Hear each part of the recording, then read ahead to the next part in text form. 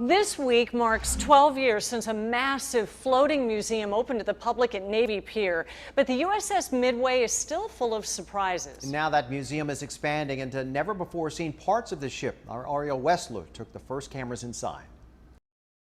2, 1, fire. She's come a long way from firing rockets into the Atlantic. Once the largest ship in the world, the USS Midway was a post-World War II powerhouse. She would later serve her country in Vietnam and Desert Storm. Decommissioned in 1992, the Midway opened as a museum 12 years later on June 7, 2004.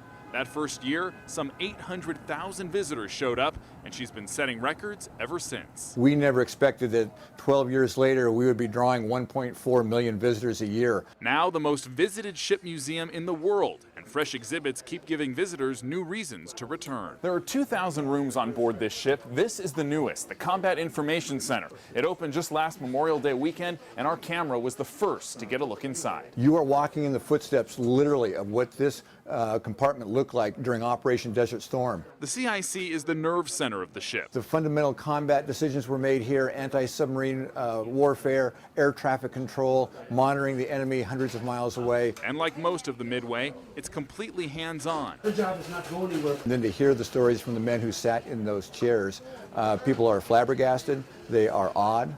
They're inspired. The restoration took years to complete, working closely with naval historians and former Midway sailors. It's been a very complex, tedious process, not just to get the story right, but to get the equipment right. It's a story still unfolding as the museum continues expanding into never-before-seen parts of the ship. Because we're such a young museum, there's so much more to the story of service to country and naval aviation that we want to tell.